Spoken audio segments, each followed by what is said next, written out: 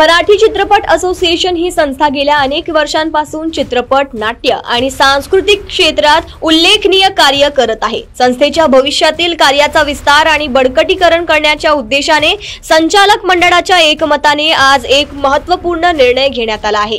राजेश चिटणीस यांची मराठी चित्रपट असोसिएशनच्या राष्ट्रीय उपाध्यक्ष या पदावर नियुक्ती करण्यात आली आहे। या पदाच्या निमित्ताने संस्थेच्या उद्दिष्टपूर्तीसाठी सतत कार्यरत राहणे, राष्ट्रीय स्तरावर संस्थेच्या उपक्रमांचे नियोजन आणि मार्गदर्शन करणे, कलाकारांच्या अडीअडचणी व कल्याणासाठी योगदान देणे, मराठी चित्रपट व नाट्य क्षेत्राच्या प्रगतीसाठी प्रयत्नशील राहणे ही नियुक्ती त्वरित प्रभावाने लागू होत असून पुढील 3 वर्षाच्या कालावधीसाठी वैध राहील।